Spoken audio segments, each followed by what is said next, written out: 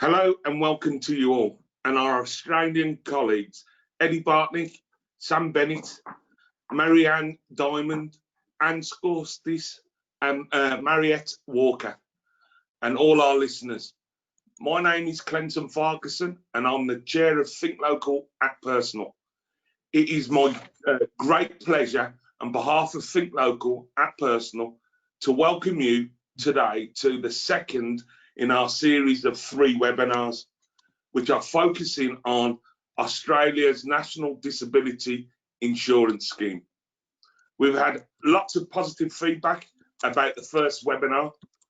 And as I said when introducing it, this is not just an academic topic for me. We know that social care in this country isn't working well enough and far too many people and it needs a shot in the arm which sees social care as an investment rather than a drain on the public purse, and which makes good on the promise of the Care Act. Support that is directed to assist people to lead their lives in the way that works for them. During the first webinar, we heard how our Australian colleagues brought together the head and the heart. A grassroots campaign that assembled the facts and figures of how the insurance scheme could work both financially and for people. It was inspiring and educative in equal degree to hear the story. Today, after a brief recap, the focus will be on the practical aspects of how the National Disability Insurance Scheme actually works, the nuts and bolts, if you like. So I'd like to introduce our host, Eddie Bartnik, and Eddie has extensive experience of the disability sector in Australia and overseas. He has a deep understanding of the environment that led up to the National Disability Insurance Scheme, where he was strategic advisor for 5 years. And today, here I need to take a big breath. He's the international lead and chair of the sponsoring countries and leadership group of the International Initiative for Disability Leadership, IIDL. Eddie, a warm welcome and again to you. It's great to share knowledge and experience between our 2 countries. I'm looking forward to your second innings. Thank you, Eddie. Thanks very much, Clinton, for your warm welcome, and to TLAP for hosting this joint event featuring some of the outstanding national leaders who are working hard to implement the groundbreaking National Disability Insurance Scheme in Australia. And I will use IIDL for short. That's how we affectionately call the International Initiative for Disability Leadership. It is an international membership organisation which focuses on collective and inclusive leadership development and the rapid dissemination of policy research, resources and innovative practice across our 8 member countries. England joined in 2018 and are making a great contribution through the Department of Health and Social Care and also TLAP. So countries joined as members and leaders can then participate for free and pay only for their travel. And so some of our key activities include international leadership exchanges and network meetings every 18 months, rotating between member countries, with the next one in Christchurch, New Zealand in 2022. We have country events like this one in England. We've got a bi-monthly e-newsletter featuring the latest reports, research and resources. And then we've got collaborative networks that are like virtual networks that focus on a specific topic. And I just want to say the great thing about IIDL is it allows for a more speedy and candid sharing of experience and progress through a trusted network of established relationships. So in discussions with TLAP and also David Nuttall from the Department of Health and Social Care, we understand there's a lot of interest in the NDIS in England, but the people are hearing different ideas and different things about the scheme, and so it's hard to really get a complete picture. So we thought a series of 3 webinars would be a good one to go. So the first one about the creation and design of the scheme, today focusing on how it's evolving and working, and then the third one focusing on the sustainability research and data aspects of the scheme. We thought way too much to bite off in one session. And importantly, we've also asked Dr. Sam Bennett to join us for all 3 sessions. and to help with translating the ideas and learnings into the England context. And Sam is ideally placed given his long experience in England and now more recently with the NDIS. So just before I do introductions to our speakers, just a few things on the format of the session. The session's being recorded, so it can be shared more widely. You can post questions which we will address in the Q&A. You won't be able to see other people's questions, and the name you registered with will appear by your question. We've got the 4 speakers, each speaking for 15 minutes, and I'll introduce each. And then Sam, after his presentation, will also include some reflective comments on what he's heard so far to help frame this for England. We're then going to have a short 5-minute break. We hope you to please come back, and then we will spend the rest of the time going through the various questions that the TLAP team will be pulling together. And then Carolyn Spears, head of TLAP, will close the session at the end. So now just going back to the NDIS. The NDIS is the biggest social policy reform in Australia since Medicare, and internationally the scale of the transformation in Australia is unique. The scheme's had a number of stages, including creation, an initial design, a trial period, a transition period, and now we're in full scheme development. In terms of the big vision for how things are changing, in the old system, access criteria varied from state to state. Now it's all going to be nationally consistent and in legislation, so people can take that right across the country. Choice of control varied dramatically from one state to the next. Now everybody has a personal budget and choice and control over the type and mix of their supports, how they're delivered and how they're managed. The level of assistance was capped in each of our states and territories with wait lists, and now people are entitled to reasonable necessary support. And then we had lots of funding through lots of different programs across different levels of government. That's all been pooled, goes into one budget attached to people, and they can take that budget anywhere across the country. So we think these are indeed very major changes.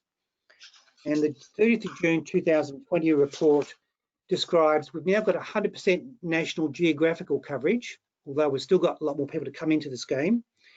We've got satisfaction ratings around the 80% mark, and it reports on progress on participant and family and carer outcomes. So for every person in the scheme, we're tracking their individual progress and data.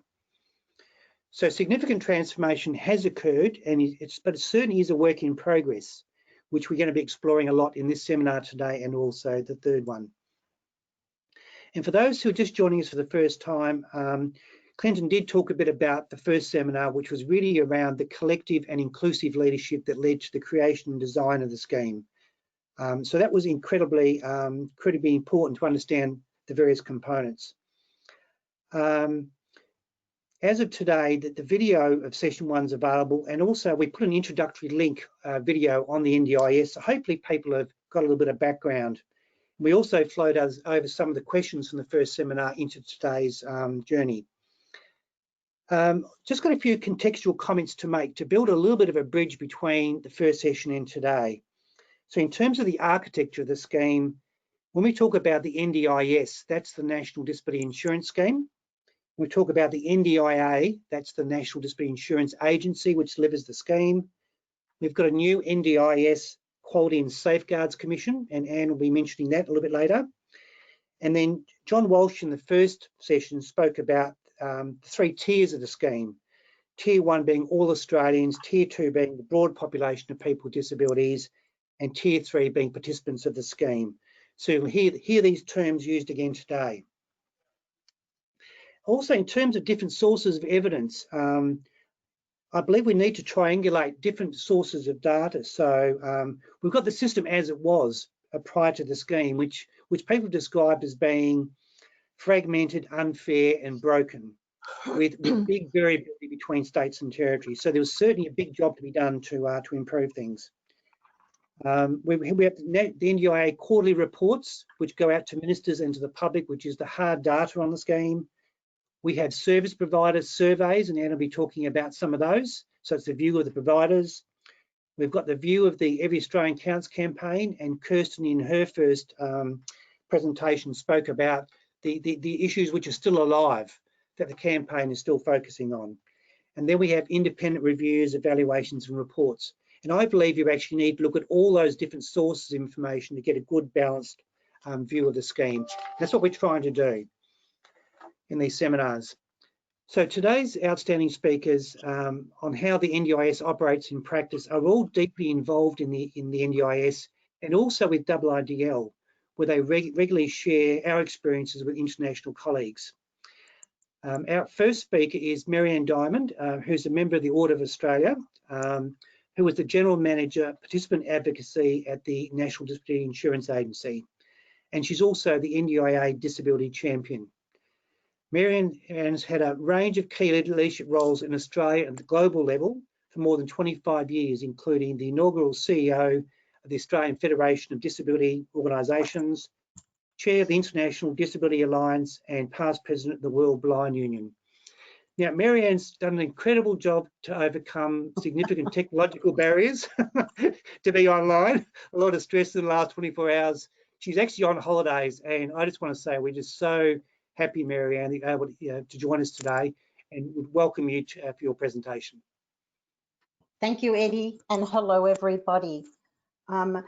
In my presentation, I may recap a little on what was presented in the last one and a little bit of what Eddie said, but I really wanted to put for you where NDIS fits within the broader Australian community and disability community. So if we move to my second slide, so just a few facts about Australia before I do talk about our greatest social reform since the introduction of universal health care. In 1993, the Disability Discrimination Act was introduced in Australia. In 2008, Australia ratified the UN Convention on the Rights of Persons with Disabilities, and we reported to the CRPD committee in 2013 and again in 2019. In 2015, Australia ratified the Marrakesh Treaty to improve access to information for people who are blind, visually impaired or otherwise print disabled. That's a very special one to me because I led civil society through those 5 years of negotiation. Traditionally, services for people with disability in Australia had been provided by our state and territory governments. It was recognised that services were crisis-driven, underfunded, unfair and inadequate. More than 10 years ago now, people with disabilities, providers of services, families, carers and the general community mobilised and lobbied government for change. In 2013, the NDIS Act was passed in Parliament by both sides of government. The overarching framework for an inclusive society enabling people with disabilities to participate is the National Disability Strategy, and it has been signed by all governments. It is currently being reviewed and refreshed. The NDIS fits within this framework. In June 2019, the Australian government appointed the First Minister for the NDIS, and in April 2019, the Governor-General announced a 3-year Royal Commission into the violence, abuse, neglect and exploitation of people with disability. In August 2019, the government announced a partial review of the NDIS Act, focusing on simplification and removing red tape. That report has been delivered to government and government has responded, accepting all recommendations. At the same time, a participant service guarantee was developed and is to come into force this year. Australia has an active and vocal disability community, and we work closely with the sector to continuously improve the NDIS. If we move to the next slide, please. NDIA is the agency established to implement the NDIS. Our mission is to build a world-leading national disability insurance scheme. Purpose: to increase the ability of individuals with a significant and permanent disability, participants, to be more independent and to engage more socially and economically, to deliver a financially sustainable NDIS that builds genuinely connected, engaged community and stakeholders. And our aspiration and goals are a quality experience and outcomes for participants, a comprehensive market with innovative supports, a connected and engaged stakeholder sector, and financially sustainable scheme, and a high-performing NDIA. And the values we work with are: we value people, we grow together, we aim higher, and we take care. If we can move to the next slide, please. Before talking about the achievements, and you can see the data of how many people are in each of our states and territories, I just wanted to make some key points.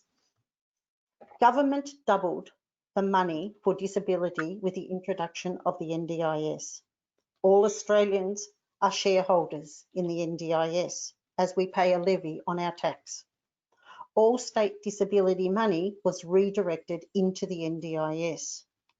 There is an eligibility criteria to become a participant of the NDIS. There is no means testing to be a participant of the NDIS. And if people move or relocate for any reason, they do not lose their supports or go to the bottom of a waiting list for more supports in that new location. The NDIS works with other sectors such as health, employment, transport as examples, because we recognise people's lives are complex and these services are interdependent. As a participant, we set our goals. We can get services and support from who we choose, when we choose, using our individual budgets. The scheme is based on social insurance model. Invest early in people. The scheme is delivered by the NDIA in partnership with a number of organisations located in the community, and they make up 70% of our workforce.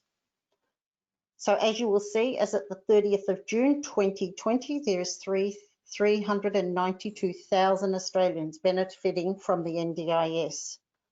And this number includes more than 9,800 children aged 0 to 6 who have come through the Early Childhood Early Intervention Gateway. More than 14,800 providers registered delivering services. An interesting figure is 1 in 3 participants are receiving services or supports for the very first time. If we can move to the next slide, please. There have been 2 key concurrent challenges for us as we have brought a large number of people or participants into the scheme over the last 7 years. And you can see the numbers in each year that as we've grown. A significant growth in demand for supply, a significant shift in how services are delivered, a shift from block funding to organisations to participants' choice and control, managing our own budgets. The chart shows the supply growth needed at full scheme. That is estimated to be around 500,000 participants once everyone is in. Our scheme actuary continues to work with our states and territories to analyse supply gaps, which may be location, support type, disability support, etc. So if we can move to the next slide, please. Getting people with disabilities into the scheme quickly was a priority of government. That brought with it some challenges. And as we are now 7 years in, 3 years of trial, 4 years of introduction, some major pieces of work are happening right now to make the scheme equitable across the country and also a better experience for everybody, both providers of supports and for participants.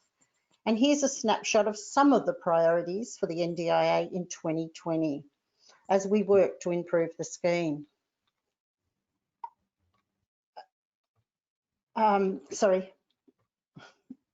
think it's fair to say with the introduction of COVID all around the world that hit us all very suddenly A huge amount of reprioritisation had to happen quickly to support participants and providers of support. Some of these were more flexible use of participant budgets, ability to access funds for low-cost assistive technology to use in things such as telehealth services, PPE for providers working closely with participants in their home, just to name a few. Other priorities for the year include, as I mentioned, we have had some legislative change that will take place as a result of the review, and that is a huge amount of work to change some of our systems, processes, the way we work. So huge projects there. The cross-government employment strategy developed in 2019 is now being implemented. We are providing data releases each quarter, which will be available to the whole community. We have a lot of rich data after 7 years on participants, on the outcomes people achieve, and this data can be cut in many different ways: age, location, and many more. Introduction of a participant service charter, our promise to participants of how we will engage with them. And we will report against this charter every quarter, along with the initiatives, the projects that we are working on between now and the next 2 years. Work is underway to establish an independent access tool for all participants applying to access the scheme, and that will be at no cost to the participants. The NDIS is now available in all states and territories. Not everyone eligible to join the scheme has done this as yet, but we expect they will come in over the coming years. If we could move to the next slide, please. Before finishing, I would like to share some key observations and reflections after 3 years of trial and 4 years of introducing NDIS across the country. In the first year, participants generally get the same services from the same providers as they did in the past.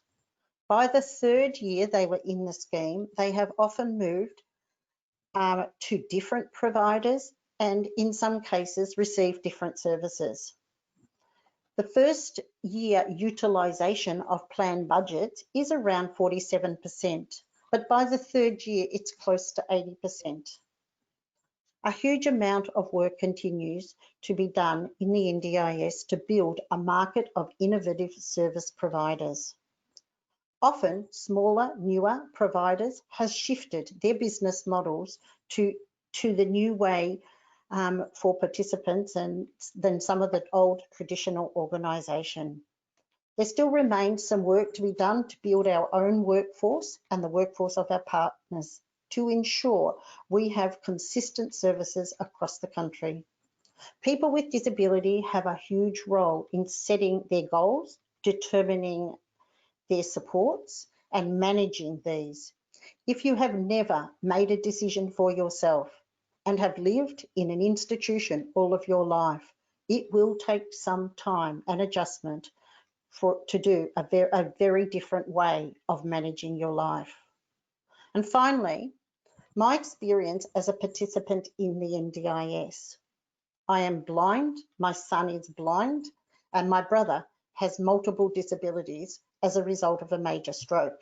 So for us, we've had different experiences with this scheme. I think it'd be fair to say that for all of us, first accessing the scheme was a bit challenging. It was often difficult to know what information you had to provide as evidence, as proof. I didn't even have any proof that I was blind. If my parents did, who have died now, I don't know what they ever did with it, but it wasn't electronic. So some of that was a bit difficult. Having the first meetings with our partners or the NDIA to determine what your individual plan might look like and budget at times seemed a bit strange for all of us for different reasons. And remembering that a lot of our workforce was still learning at the same time we were learning how to access the scheme. And then once we were given our plan and our budget, then knowing how to implement it. It wasn't always as straightforward as we might think it should be, but that is all continuously being improved. So for me personally, I've been able to purchase some items for my home, such as talking kitchen and bathroom scales.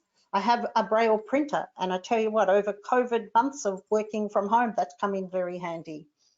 I moved home earlier this year and have had support to learn my way around my new community, although that is a little on hold during COVID. For the first time in my life, I am getting support to get fit and healthy.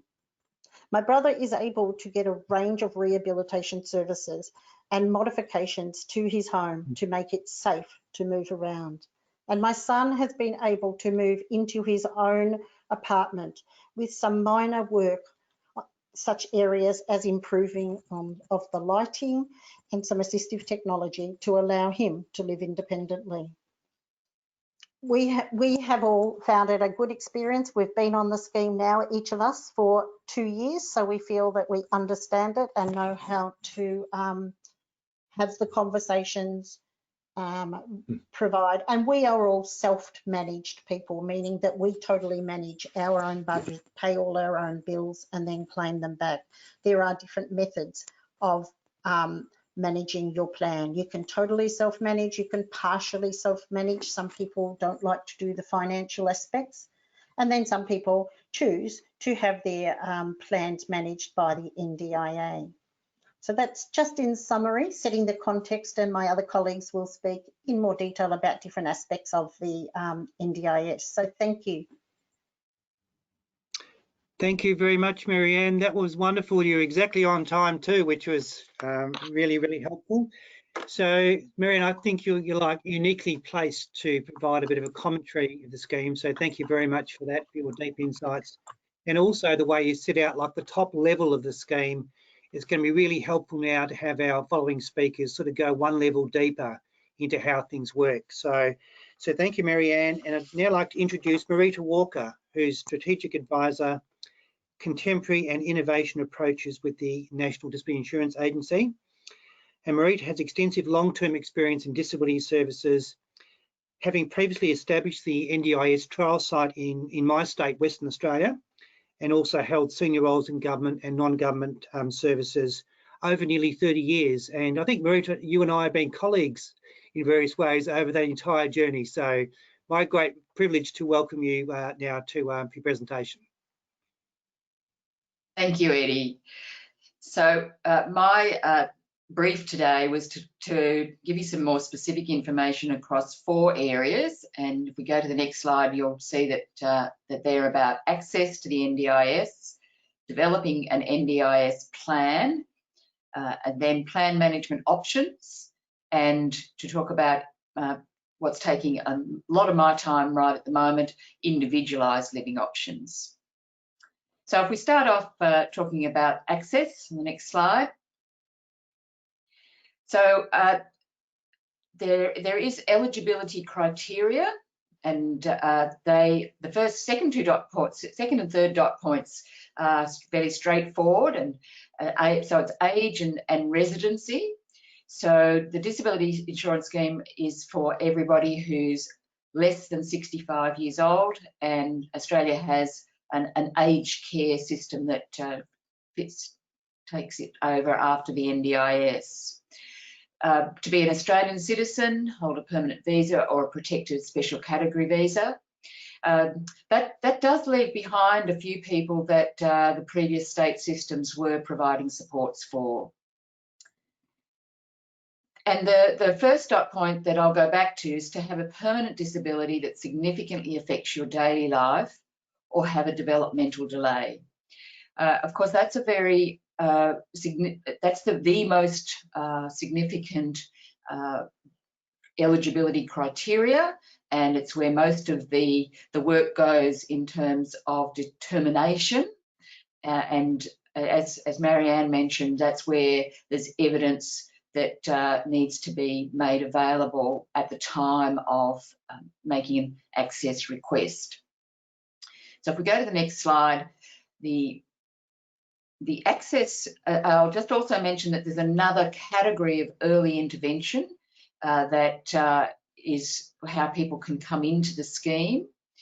And early intervention supports can be provided for eligibility for people with disability or children with developmental delay. In practice over this first period, it has mostly been focused on children, but there remains the opportunity for people over 7 and up to 65 to enter the scheme through this mechanism. So it's about that providing early intervention reduces the impact of their disability or the developmental delay, and then opens the opportunity for those people to no longer need the supports of the scheme. So you don't necessarily come in and be part of the scheme for a lifetime. And then if children are receiving early intervention supports, then an early childhood early intervention, that's what ECEI is, can help the child and the family access the NDIS. So if we look at the next slide. So when the process is as Marianne's briefly alluded to, there is evidence about disability as well as the personal details that are part of this process of determination of eligibility. And it depends on what your actual disability is as to what sorts of reports and information and will constitute evidence. And for many people of the almost 400,000 we have now, if they were part of specialist disability services within their jurisdiction or state, many people came over because they'd already into the scheme because they'd already met an equivalent eligibility criteria to receive the supports that they had in their original state.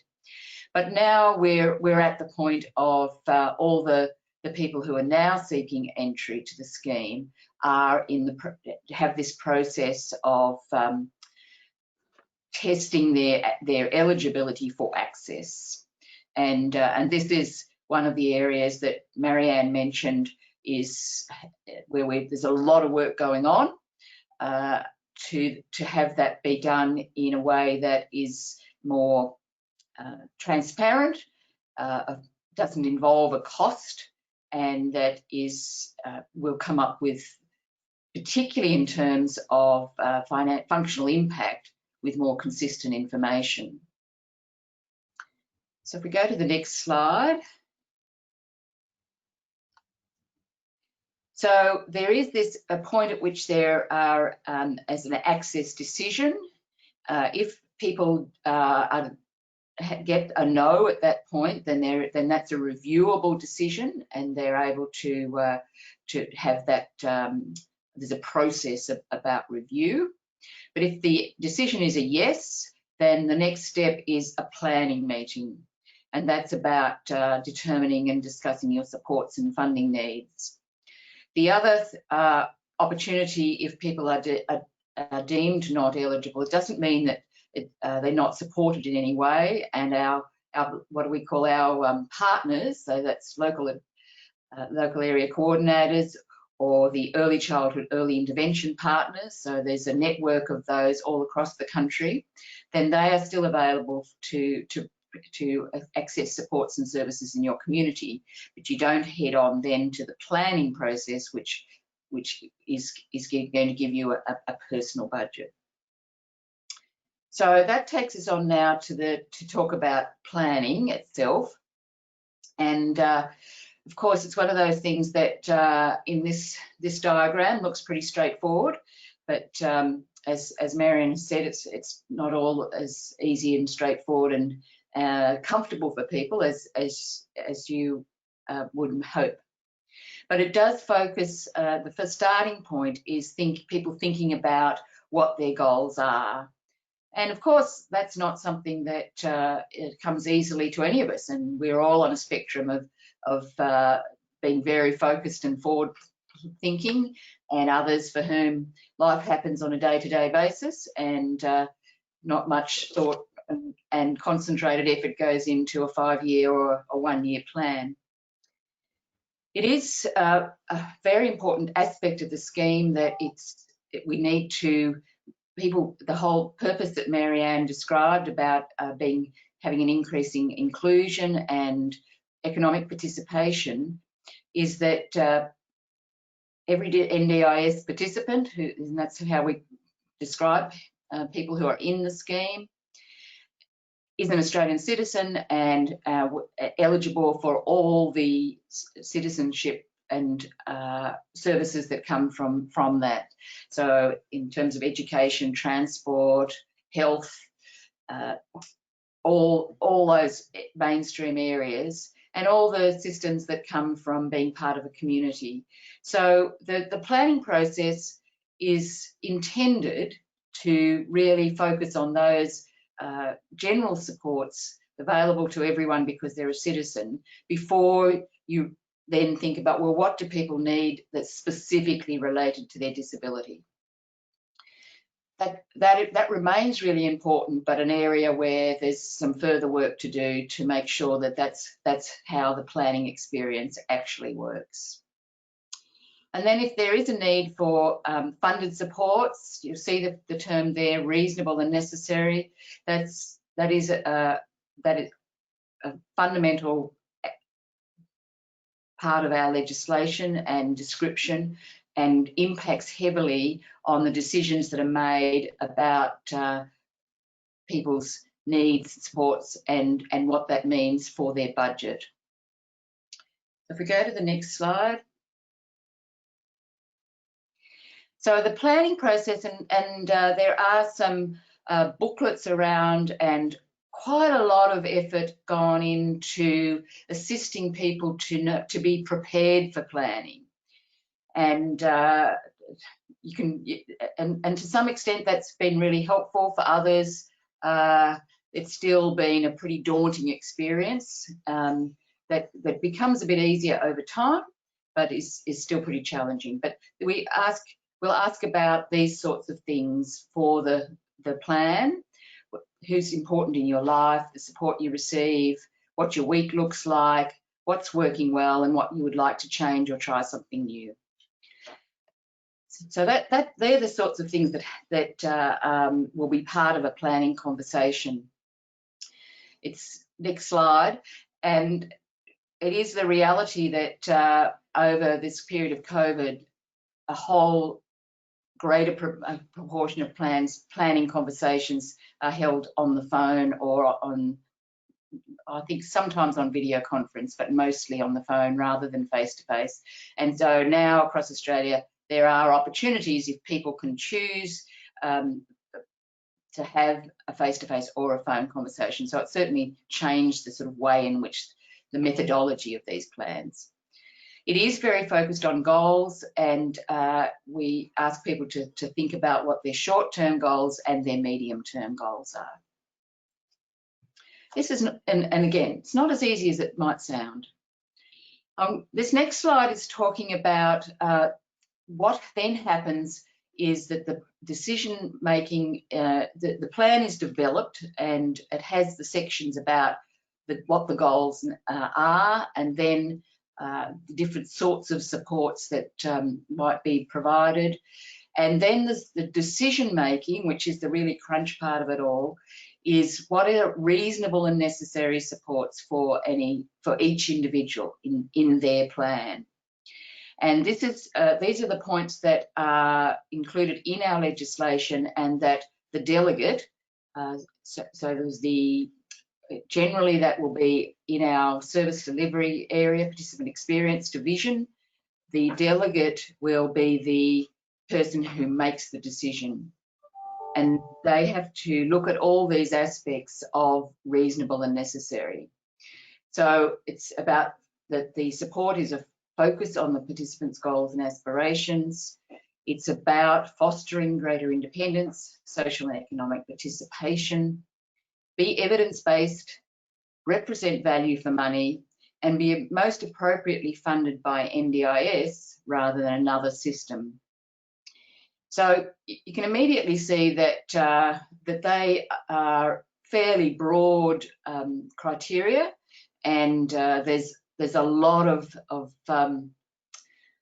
work that's gone on to think about what that means for each individual. And it would be fair to say that that is not necessarily resulting in decisions that are consistent across the country. So it's an area of where there's some more work to do. So if we go on to the next slide, then we have 3 different ways in which you can manage your funding. Marianne's mentioned that all her family self-manage their funding. Plan management and NDI management are the other categories. And across the different budget categories in your plan, you can choose any mix of those 3 opportunities. Everything is an individual budget, so you self-direct all your budget. If you self-manage, which is what I'm just going to focus on for the next few minutes, then you have the most control. So the next slide will talk about what it means to self-manage your individual budget.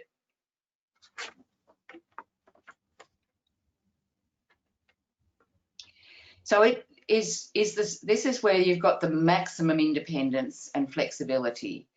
So you can decide, everyone can decide what you purchase, but within the self-management focus, then you've got some more choice about using providers and suppliers. So it's not just a provider as we might generally think about it in the disability sector. It can be any kind of place where you might seek support for what your need is. So it's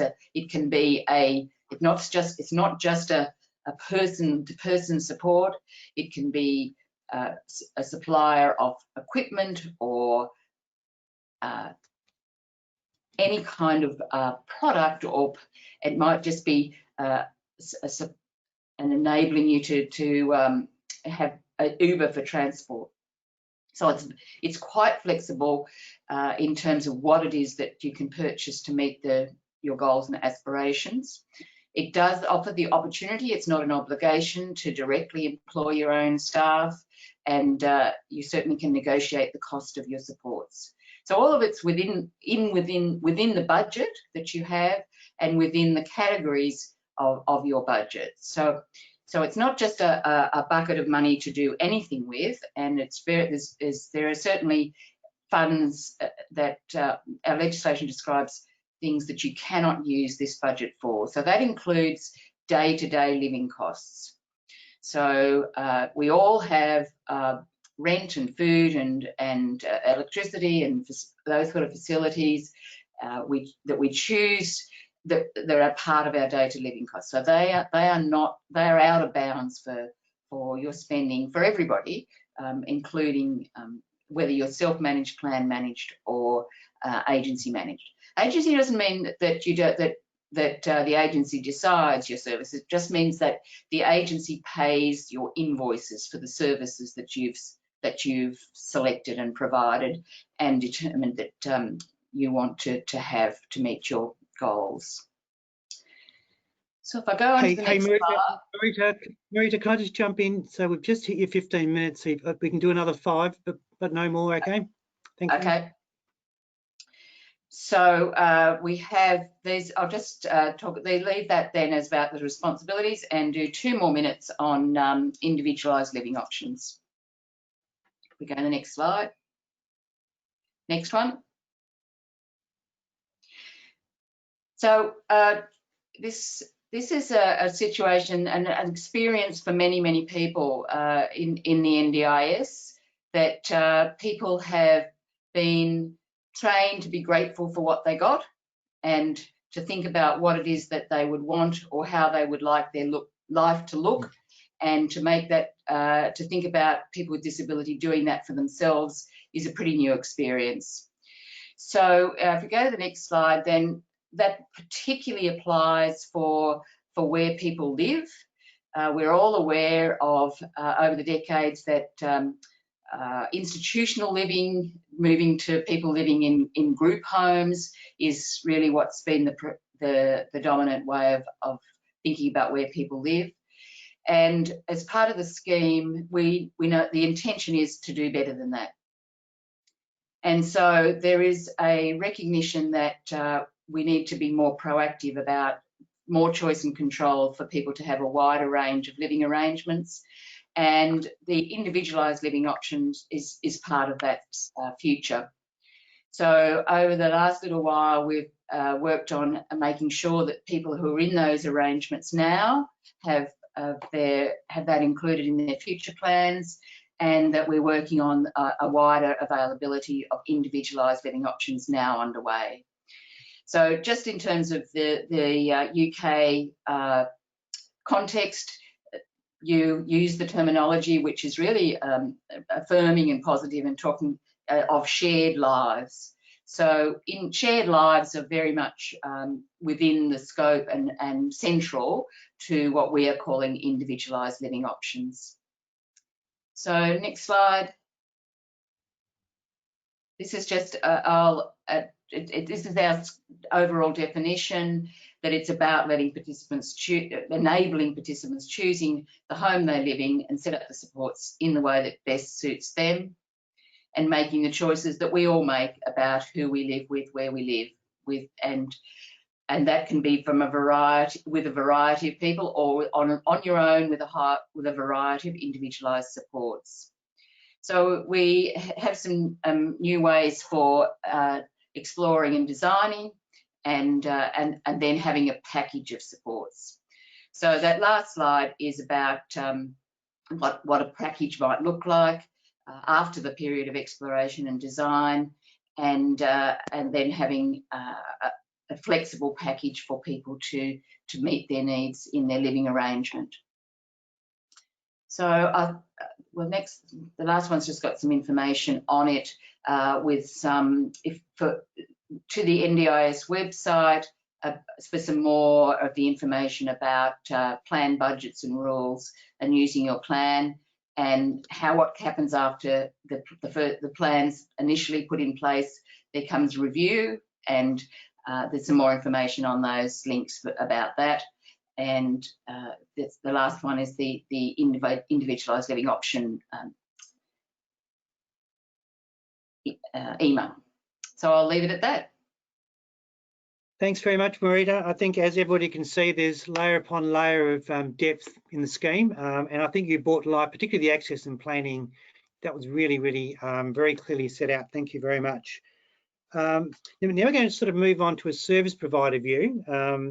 I'd like to introduce Anne Scortis, who's Executive Director of the National Disability Insurance Scheme Services with a non-government organisation, Mercy Community in Queensland.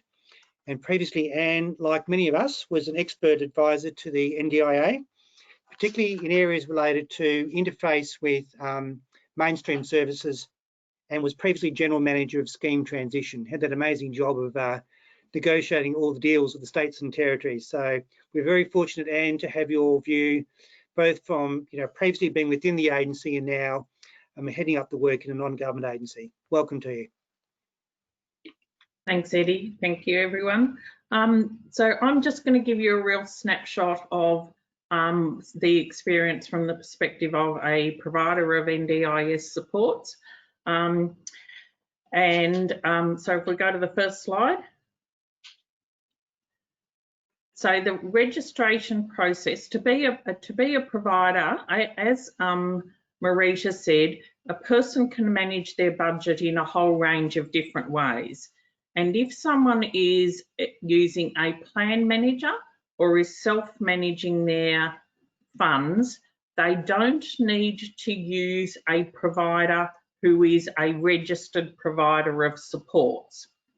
If a person is having any part of their budget managed by the National Disability Insurance Agency, then the NDIA can only pay money to an organisation if they are a registered provider of supports. So most organisations, like the one I work for, is a registered provider of supports. It is a national registration process.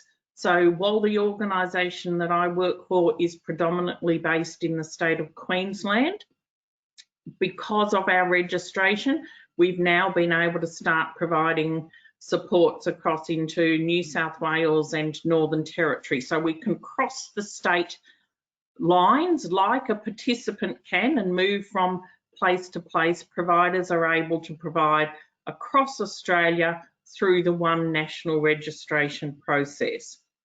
The registration process is via a Quality and Safeguards Commission, and that commission is responsible for ensuring that providers comply with or meet the assurance requirements around some national standards. So there is a set of national standards that all providers are assessed against on a regular basis to ensure that they continue to meet those requirements.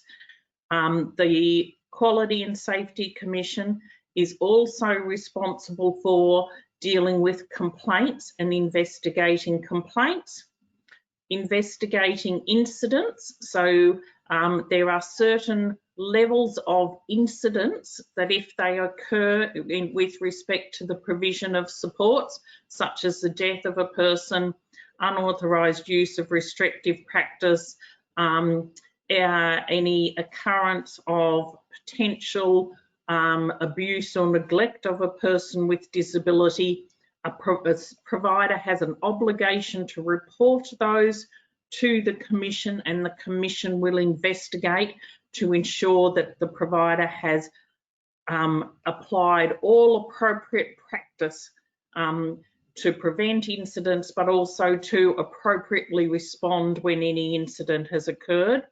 And the Commission is also responsible for providers have a responsibility to report on use of restrictive practice, and the Commission monitors unauthorised use of restrictive practice. So that comes with being a registered provider, all of those obligations to meet the reporting to the Commission.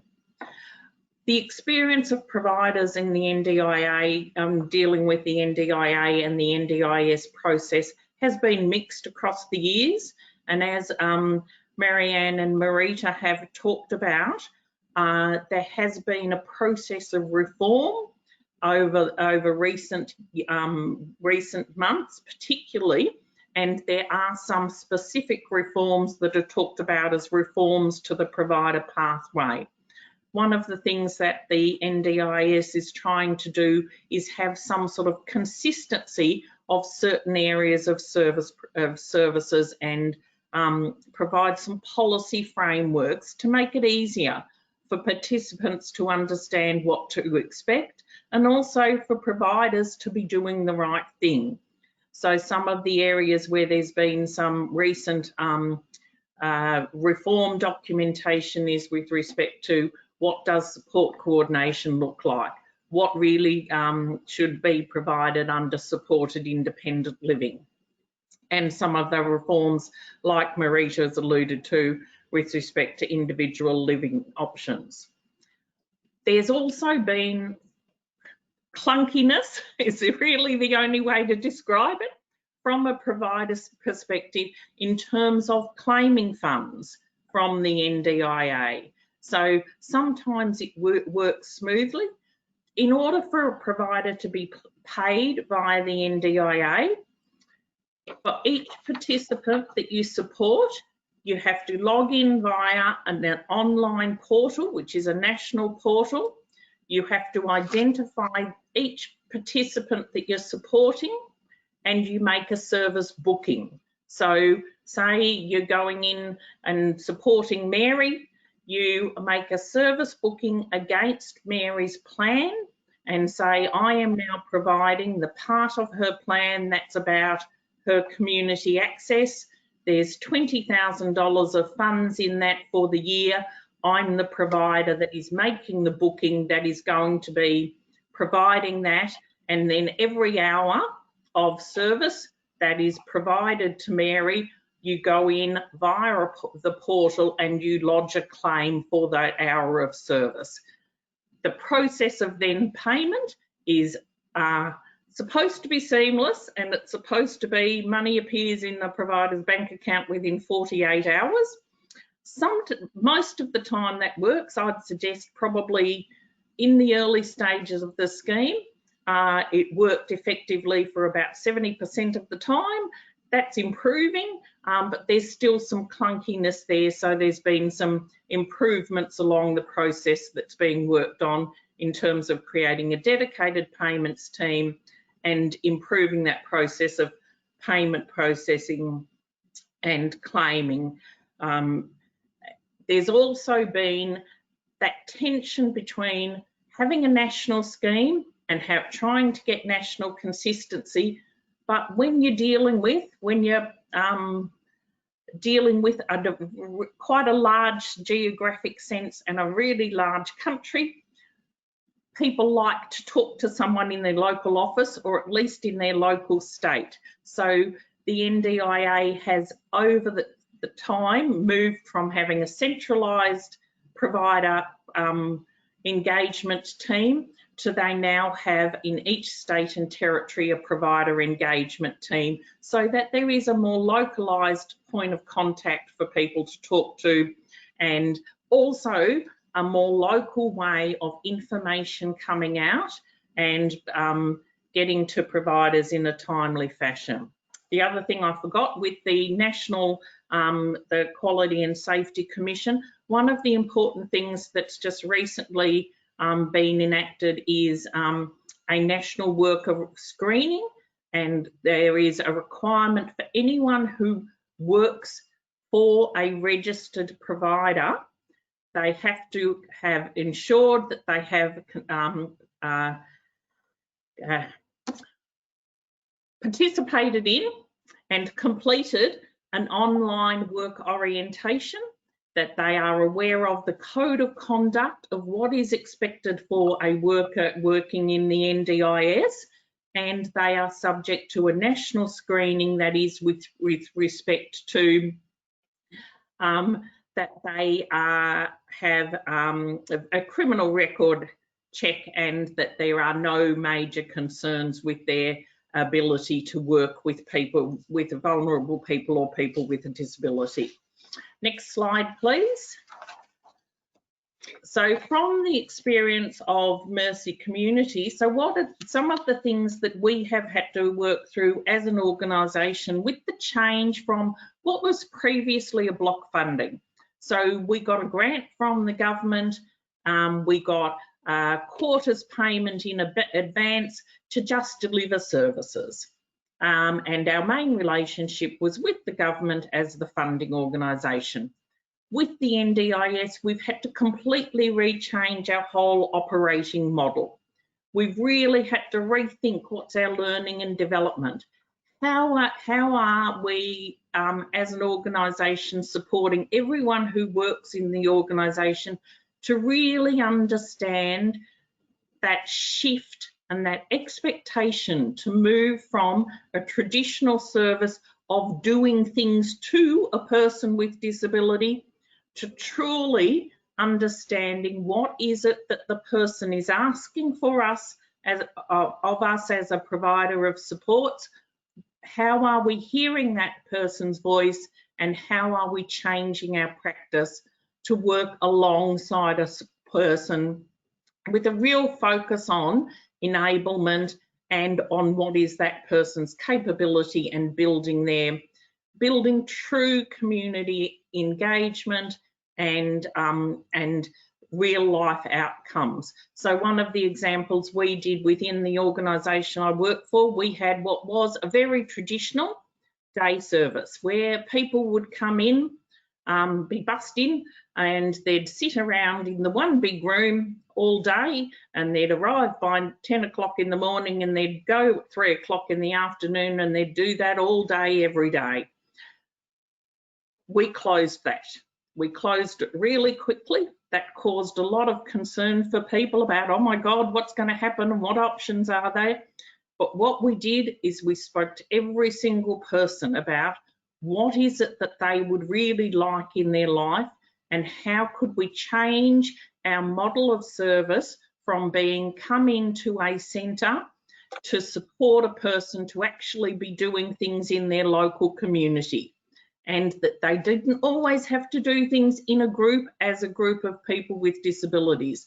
They could attend, if they wanted to attend an art program, how could we find an art program that was a community-based one in their local area and support them to attend an art program like anyone else who lived in their community. So that's the sort of change that providers have had to think about. We had to retool all of our systems, all of our IT infrastructure, all of our processes around making sure we were really clear on individual plans, that we were really tracking, given that we had to account for every hour of support we provided to someone so that we could claim it.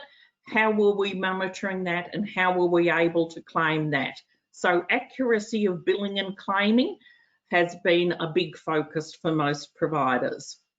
Workforce management, totally changing our whole view of what is a good worker that we wanted, and what is it that a person who came to us was looking for in terms of someone they wanted delivering their supports.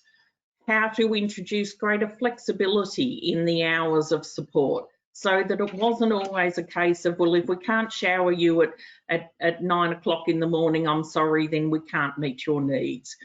How do we truly have a workforce that can respond to differences and giving people choices?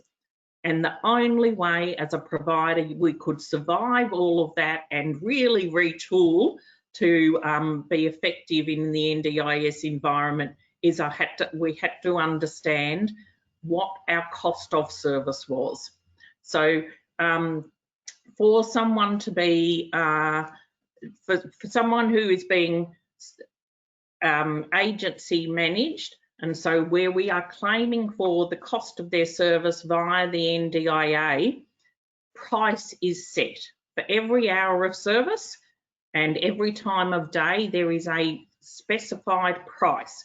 So you have to know that the work you're getting and what you are doing is going to be able to be covered within that price point. So there's a lot of work providers had to do to truly understand their cost of service, and as much as possible, cut down on corporate overheads, cut down on all of the admin, so that as much of every dollar goes into having the right worker for each person.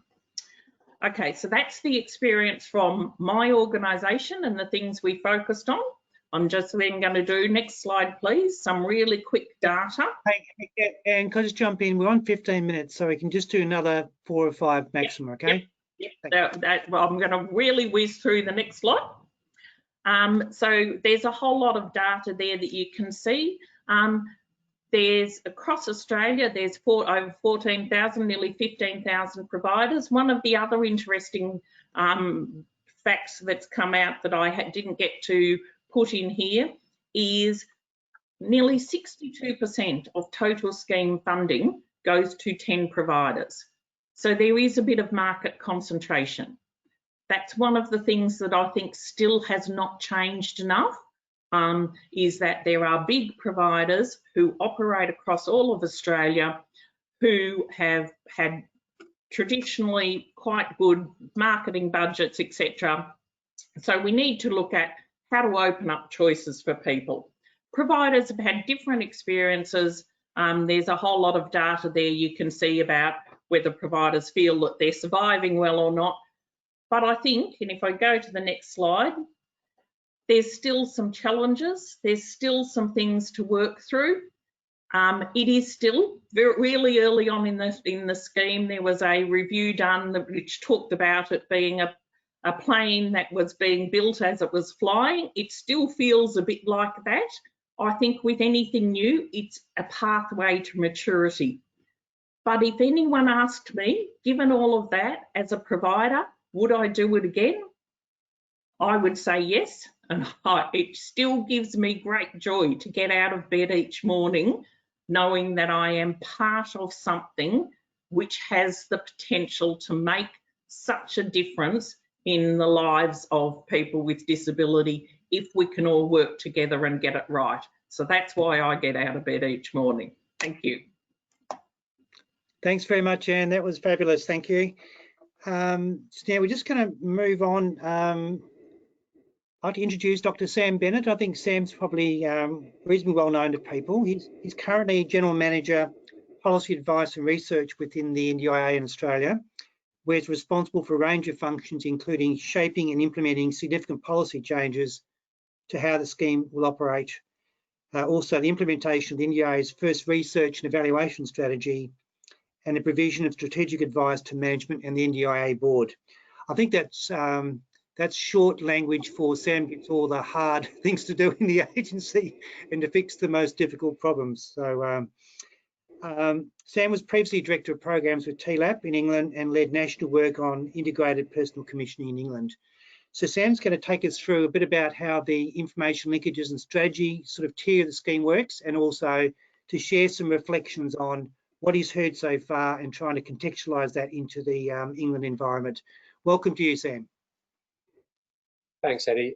Fantastic again to be joined by such great presenters on the panel. I think listening to that, you'll have a good sense of what brought me to Australia to work on this scheme 2.5 years ago. It's gone very quickly indeed.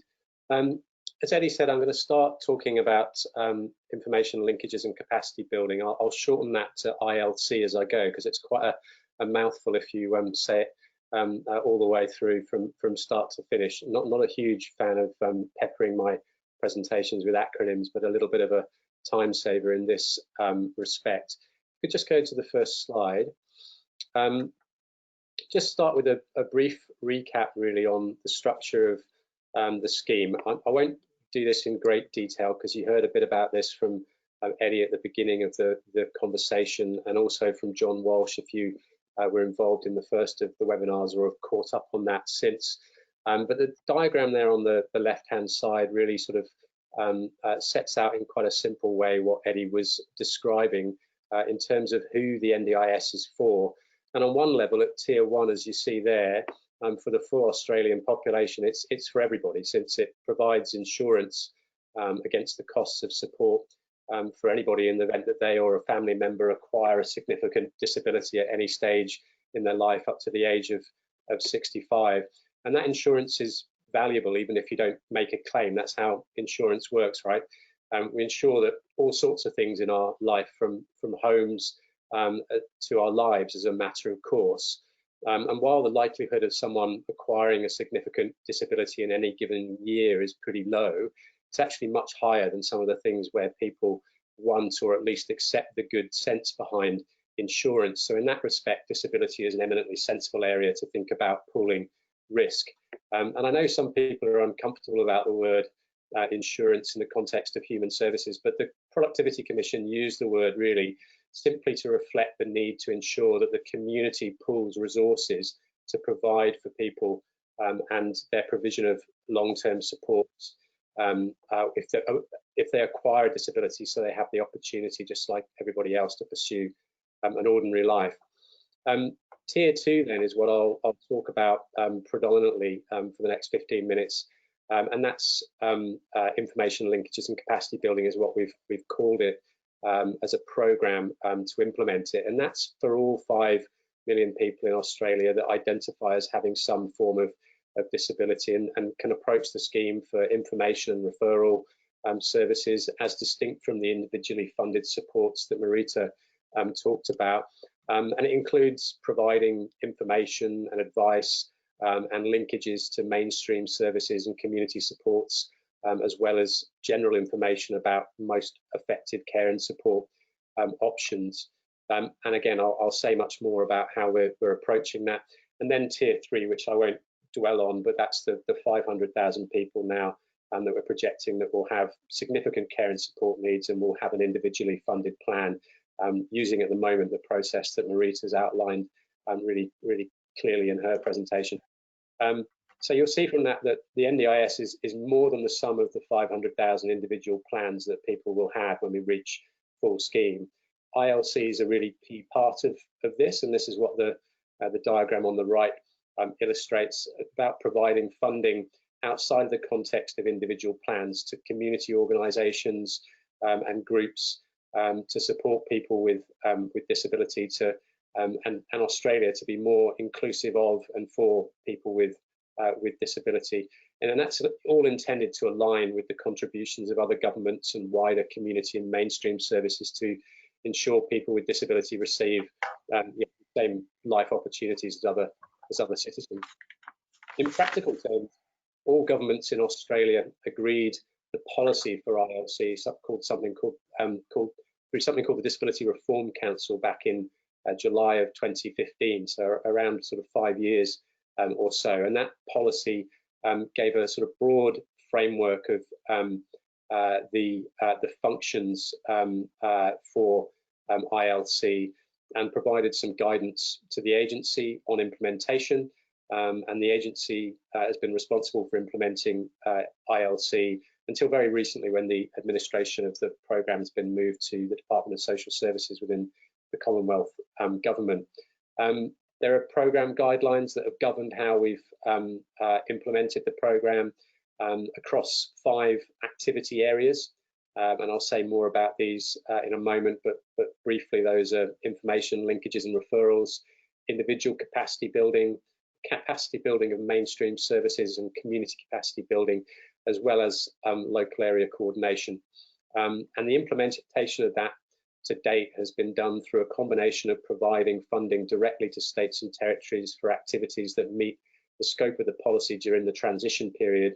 But as of July of 2019, the NDIA took on overall responsibility for commissioning ILC at national level, and has done that predominantly through grants rounds, but through some targeted approaches as well as through adopting local area coordination as a key part of the delivery model for the National Disability Insurance Scheme. And in terms of the budget, just to give you an indication of that, we're talking for the first 4 of those activity areas, so excluding local area coordination, of $132 million per annum at full scheme, and there's additional to that $104 million per annum that the NDIA invests through its operating budget in partners in the community who are our local area coordinators. So you're looking at an annual investment of about $240 million, and that translates to about £140 million a year, or £420 million over the 3-year appropriation period for the programme. Next slide, please. So this just sets out the outcomes intended from ILC. These were developed by the NDIA going back a few years now and shared through the first commissioning framework for the programme. And they've since been built out into a comprehensive monitoring and evaluation framework as part of the development of the first full scheme investment strategy for ILC, which is what I'll come on to talk about now. But just dwelling briefly on these, the outcomes, as you'll see, are about connecting people to information to make better decisions, building skills and confidence through individual capacity building, so that people can contribute to their community and in economic prosperity, that people are able to use the same mainstream services as everybody else, able to participate in and benefit from the same community's activities as everybody else, and able to play a really lead role in shaping and influencing their local communities. And every activity that we've funded through ILC over the 5 years since inception has needed to deliver against and demonstrate tangible impact towards one or more of those outcomes. Next slide. So local area coordination, as I said, I'll dwell on this briefly. We've got the sort of international expert in that as our chairman this afternoon, in Eddie Bartnik, who I've worked with closely actually during his time at the agency on the ILC investment strategy. But LAC, local area coordination, key part of the way the agency runs the scheme. No doubt familiar, I think, to a number of the people on the webinar today, from some really good and impressive examples of this in the UK, if localised, but great instances of adoption in places like Thurrock and Kirklees and Derby and Swansley and the Isle of Wight over recent years, I think. But it's central to the delivery model. We have a number of staff that we employ directly as an agency. We also have what I referred to previously as our partners in the community, and that's our local area coordinators and also our early childhood, early intervention partners. And we employ more than 7,000 of those across Australia. Someone could correct me if I've got that number wrong, it might now be higher, but a very significant number of local area coordinators involved in a really central way in all aspects of how the scheme operates, as you'll see on this slide, from helping people to understand how they access the NDIS through to creating a plan, and Marita talked a lot about that, implementing that plan, reviewing how it's going, and also really importantly in an ILC context, working also with people that aren't participants of the NDIS to help them to connect into their local community to build resilience and to not require formally funded NDIS supports, which is a really important part of ILC because it has a role in ensuring the sustainability of the scheme by preventing, reducing or delaying people's requirement for being in part of that tier 3 500,000 people. So in that respect, it ensures that there's not a cliff edge between out and in to the NDIS. Next slide, please. So back in 2018, Eddie described the current range of my responsibilities for the agency really well. I used to be responsible for this program, which is why I'm sort of talking about it this evening. But back in December of, well, early in 2018, the NDIA board requested that I develop a strategy as a way of ensuring the agency was getting value out of that $132 million a year and able to demonstrate the impact from that investment better than we were able to at that point in time, and also able, post-transition of the scheme and the NDIA taking on that national commissioning responsibility, to really make the most of what can be done at a national level in implementing such a program from an organisation with significant data analytics and research capability to really target those dollars to best effect. So really just a brief summary on the slide there of the purpose, and then importantly the investment principles that the board really wanted to see guiding the way that we manage this program. Evidence-based where possible, delivering defined outcomes in all cases.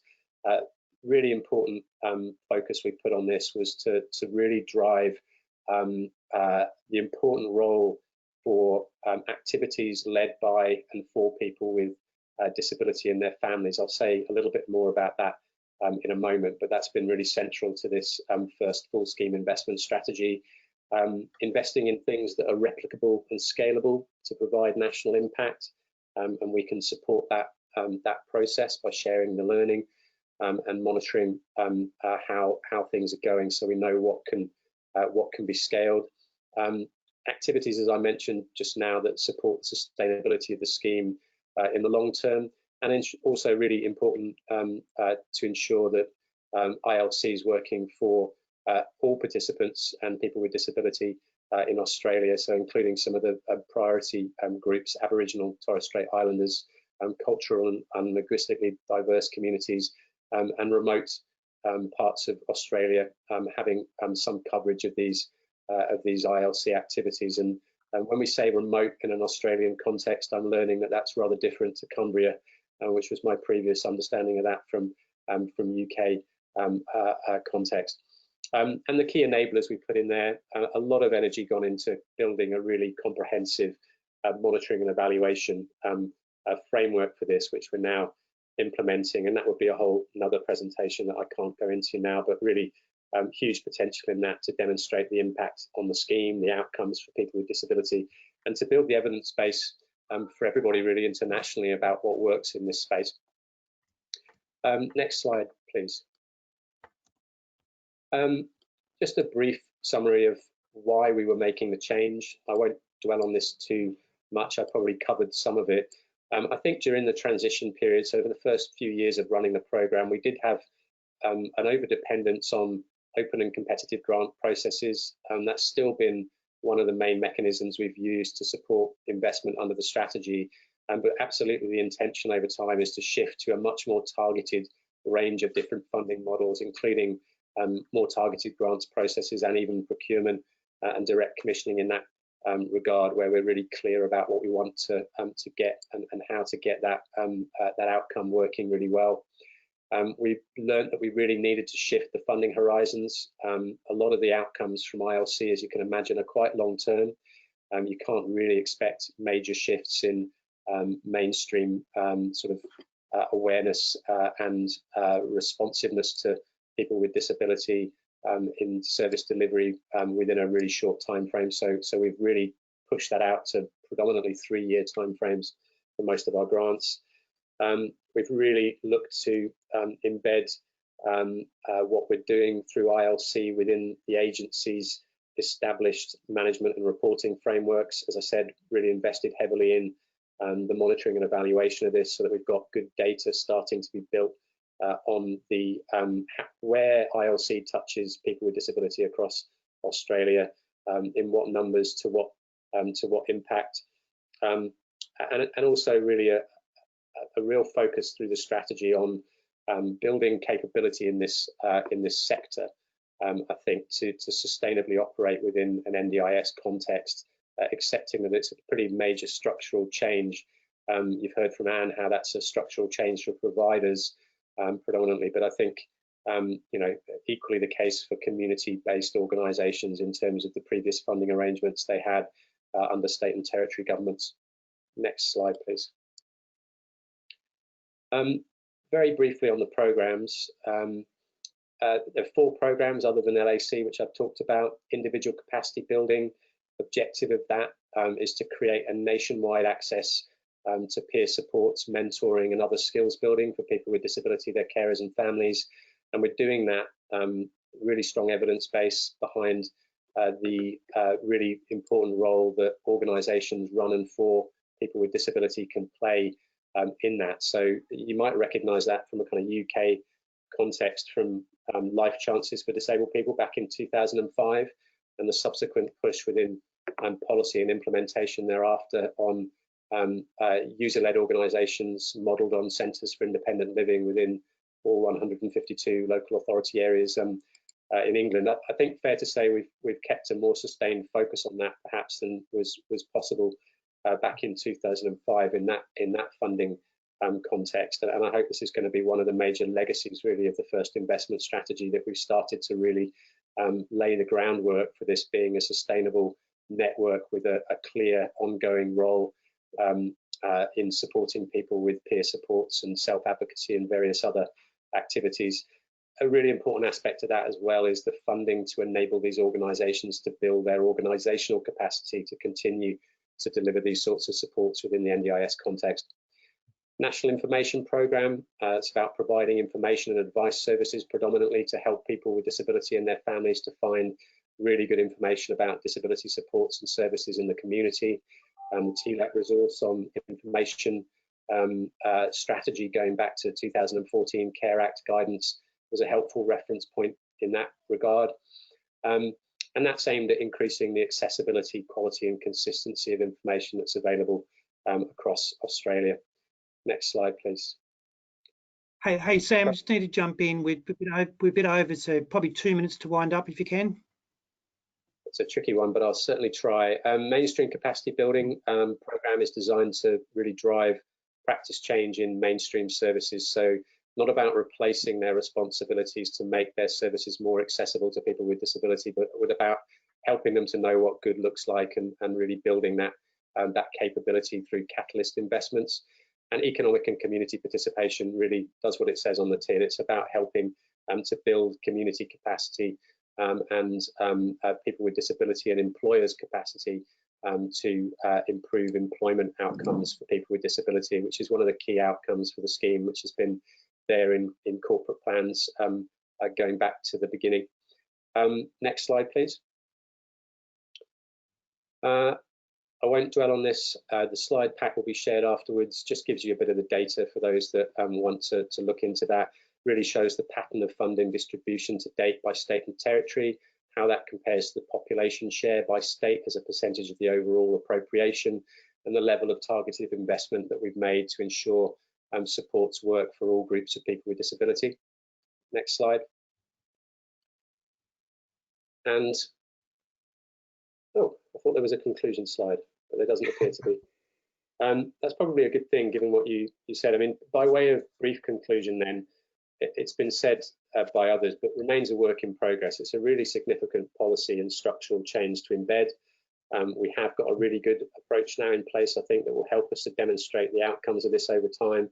But because it's quite a long-term change and we've only just built that, that evaluation is not yet comprehensive. So we'll need to keep building on it. We'll probably need to continue to get the balance right between grants and direct commissioning. And the next stage of ILC will be very heavily aligned with the next version of Australia's National Disability Strategy that's being developed at the moment.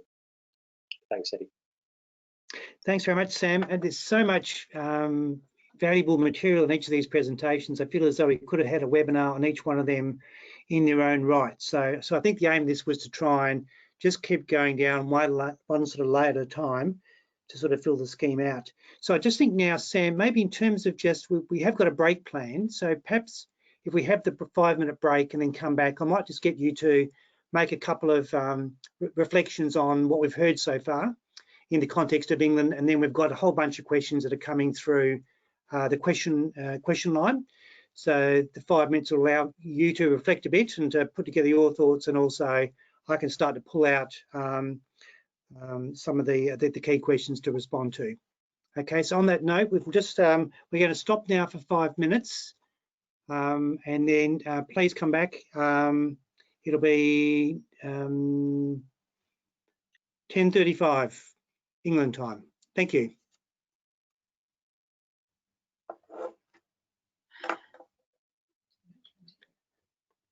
Okay, so can you put your things on mute, please, everyone?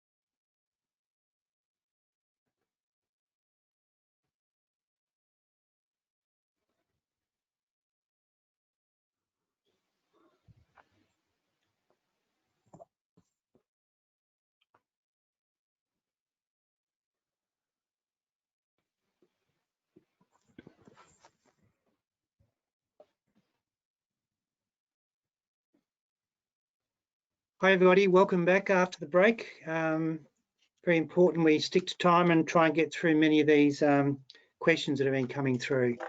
Just before we do, Sam, just wondering whether you want to make any sort of comments to help interpret what people have just heard into the context here in England. Yeah, I'll offer 3 quick points, if I may, Eddie. The first thing that strikes me is that there's a in both the UK and Australia, but for quite different reasons probably, that there remains a bit of a gap between the promise of you know, the NDIS in the Australian context, the CARE Act in the UK, and the reality of that implementation.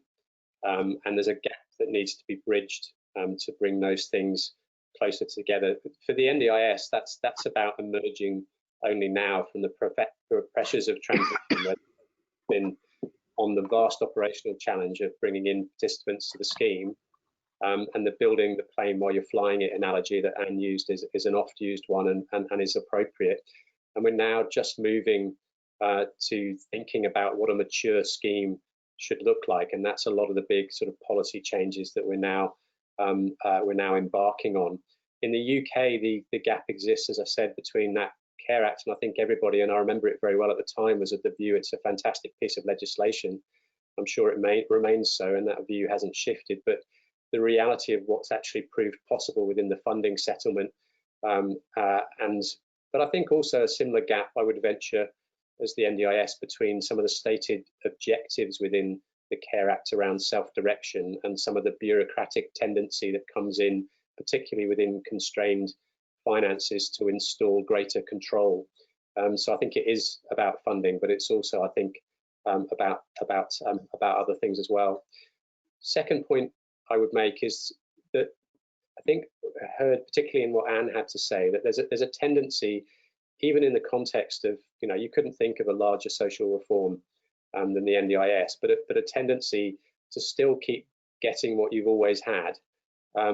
You know, that there's a slow shift in market side reform that we're experiencing here in Australia, and still an overdependence, in my view, on more traditional models of care rather than some of the sort of more innovative solutions that you might want to see. And Marita's talked about those, and we're working on it, but it's only something we've just acquired the headspace to focus on, frankly. And I think in the UK context, interestingly, I think it's further advanced in many respects in that regard. And I wonder whether, you know, there's a number of factors involved in that, I'm sure, but perhaps the necessity that comes to innovate due to sustained financial pressure is one of the things that, you know, the NDIS doesn't suffer from. It's doubled the money in the disability system here in Australia. Final point to my own presentation is about the critical nature of Tier 2, call it what you will, information linkages, capacity building, community development strategies at local level within local government in the UK. Nothing works without that fabric of community infrastructure and support. Without that, formal supports are very quickly unsustainable, and you end up sort of plugging gaps in what should be there within informal and community and mainstream supports for everybody. That's a work in progress, as I described in the NDIS. We've still got a lot of way to go on that. In the UK, it's, I'm sure, the most difficult thing to keep afloat when budgetary pressures remain what they are, but it's so important to do so because it's the real glue that holds everything together. Thanks, Eddie. Great, thanks very much, Sam. Hey, I've got a list of questions, but I'm wondering, Clenton, whether you've been listening to all this and I've got a very deep interest. I'm wondering whether you might want to start by posing a question to one of the members of the panel. Yeah, thank you, Eddie. My interest is to you, Sam. You mentioned about enabling systematic nationwide access to peer support network. Could you just elaborate on that? Because that's one of the things that is coming out from talking to people with lived experience about. So what are the things that has enabled Australia to look at this? Well, individual capacity building was one of the key streams within the policy that we were asked to implement through ILC. As an organisation, as an agency, we've done research then to look at, well, what works in really building capacity and resilience and enabling people with disability to, have a strong role in advocating for themselves and, building that those connections. And it was quite clear from that evidence that there's a number of important pointers to the role that user-led organisations, that organisations run by and for people with disability can play in that. So we follow that up by doing a load of consultation, by developing a view from the research evidence and from looking at what best practice we could from Australia and globally to develop our programme guidelines. And we defined in that in a far simpler way than was done back in 2005 in the UK, where the Department of Health came up with, I think, 32 design principles for a user-led organisation, highly bureaucratic sort of design approach. But we made it rather simpler. We came up with some simple identify you as a user-led organisation, predominantly around the makeup of your board and the decision making within the organisation being more than 50% of people with disability. And then we made sure that the funding was only available to them.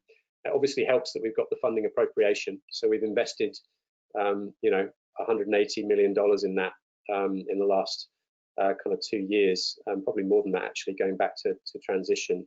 And we're very deliberately trying to build a sustainable network that can keep those organisations afloat because of the important, vital role they play. And we're going to be sharing across that network what works. So where there's a case for things to be done consistently in the provision of peer support or other mentoring or skills building approaches, we'll make sure it's being done in a way that's going to get the best outcome for people, but also from a scheme perspective, the best return on investment. Thanks very much, Sam, and thanks, Clinton. That was a great question, because when I sort of reflect on what is really, going to make a lasting difference in the scheme, this sort of investment in disabled people and family organisations across the country, that's going to be a game changer, I think, because it's multi-year, substantial, stable investment. So that was terrific. So just want to move on to a very good question here from Sian Lockwood from Community Catalyst. Hello, Sian. Thanks for, this is a question from Marita.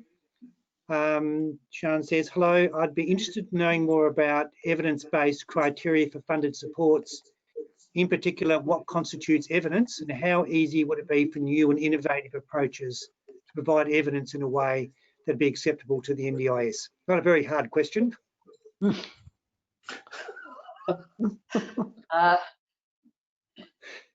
Well, I'll do a very brief answer, but then I'm actually going to hand to Sam, because within our division, Sam's really been responsible for actually getting the research and evaluation function to become a reality, and that sort of really only happened in the last matter of months.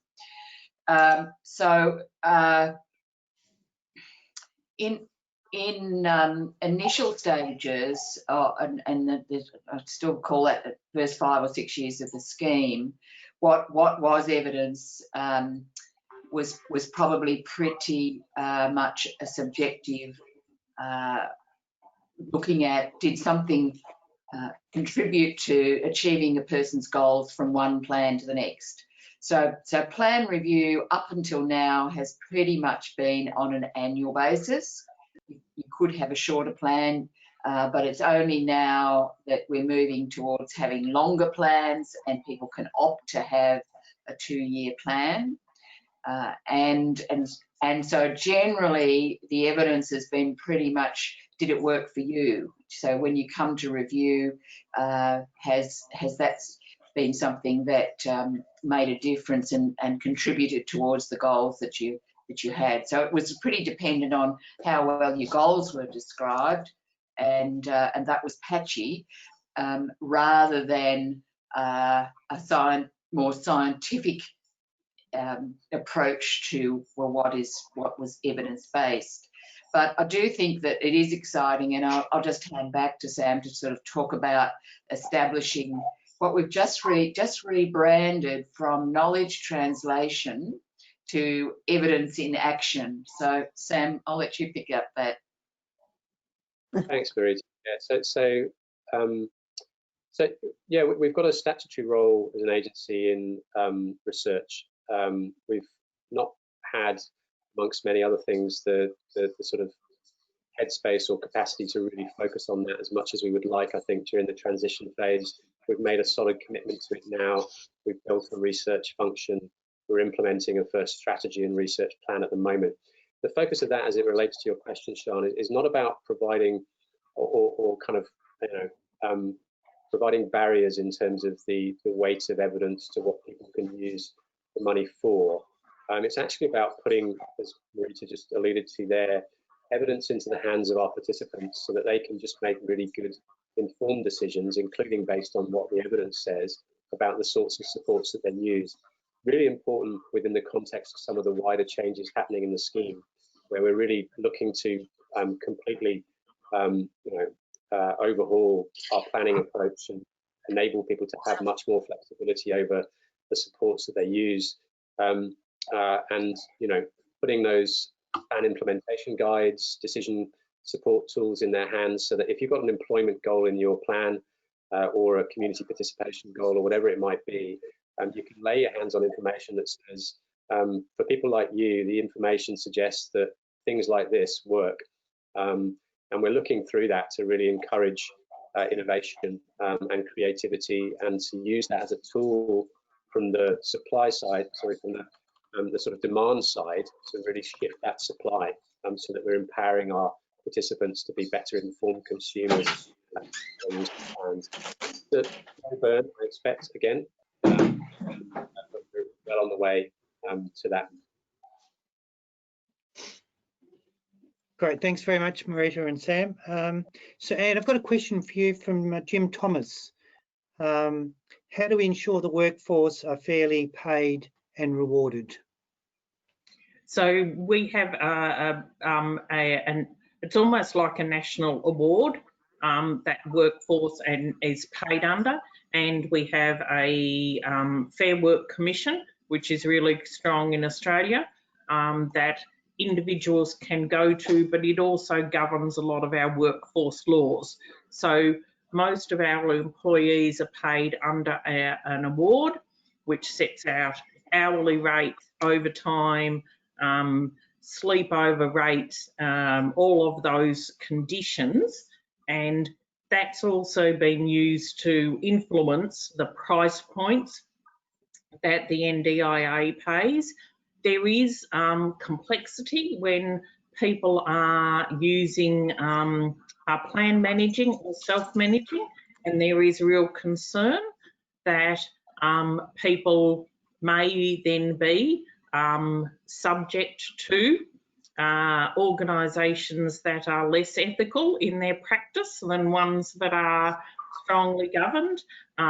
There is, in fact, a branch of the Australian Police Force has been established to look at both sharp practices of providers and potential for fraud, and that often is triggered by when people are not being as ethical as they should in terms of appropriate payment for workers.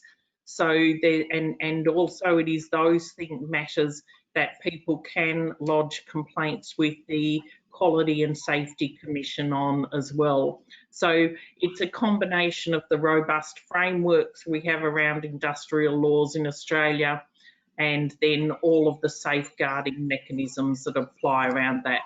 Hopefully I've answered your question. Great, thanks very much, Anne. I've got a question here from Tim Parkin from TLAP, and maybe to you, Sam or Marita. If you look at the English data, the number and proportion of people who have a direct payment varies quite a lot between councils in England.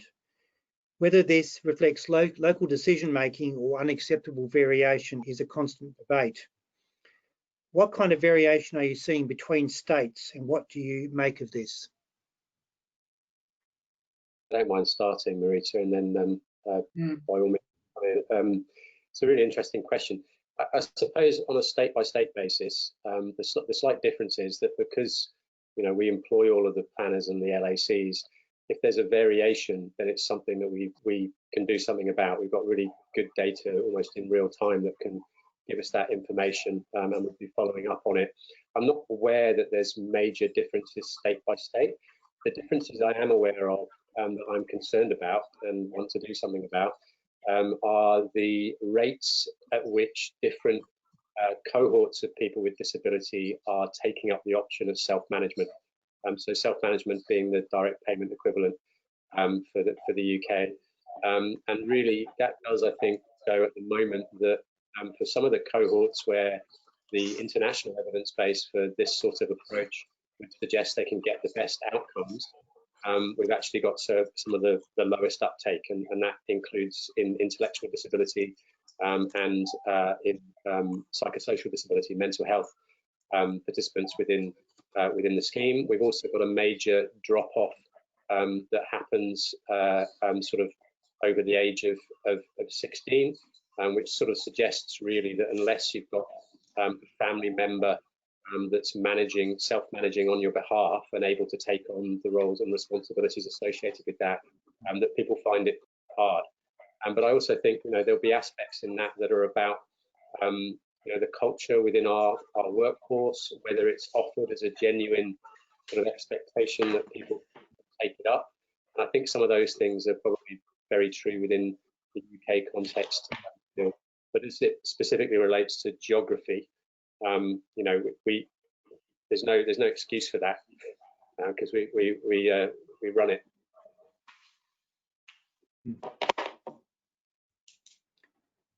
So, Marita, are you wanting to add anything? Or? I don't think I've got too much to add. There was a bit more variation between jurisdictions during transition, but it was more reflective of different patterns of people coming in to the scheme. So early on, the territory of the ACT had at a higher level, but that was more about the age, and they had a younger cohort coming in.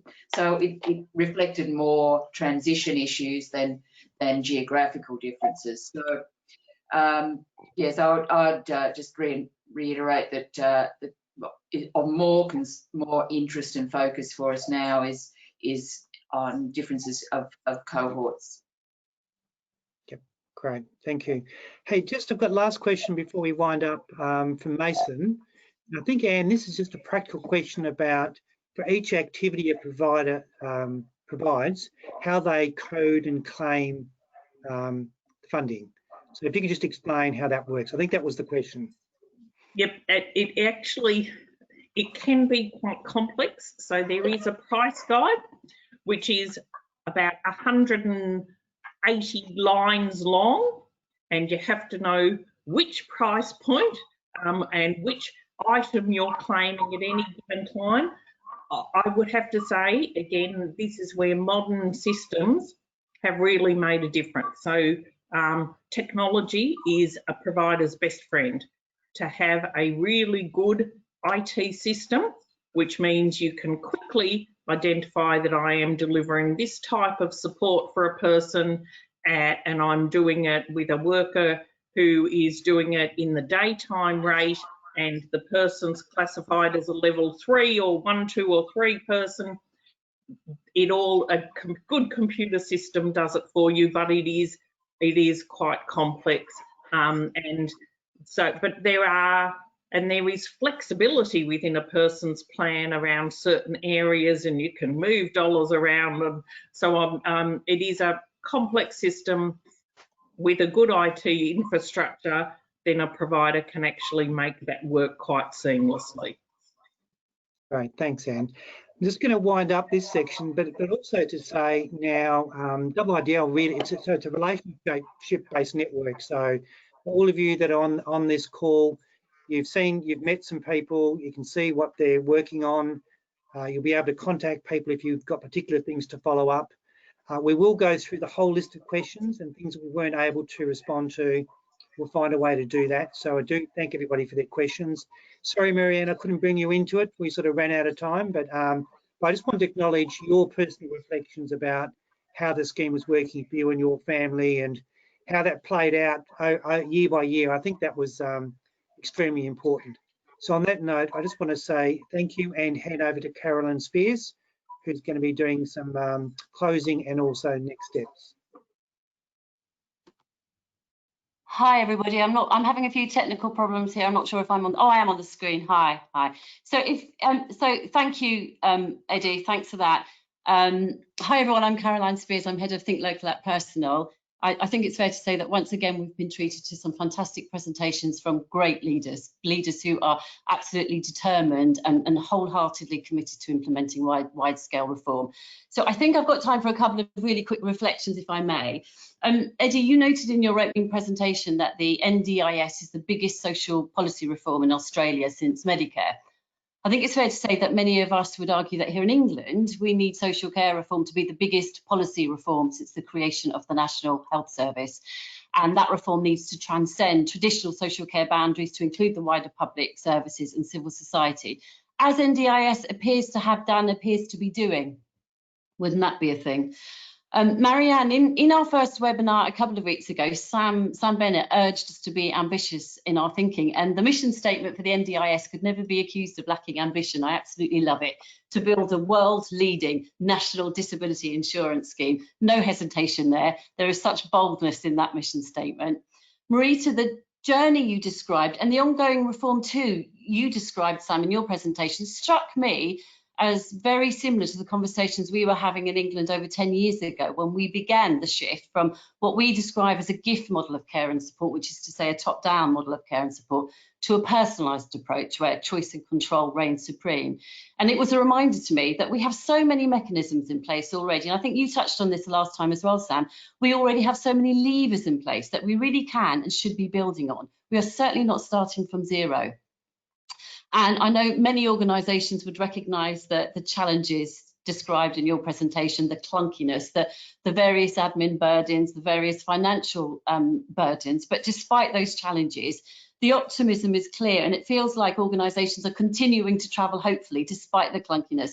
And there is agreement that this really is worth all the effort. That was so good to hear.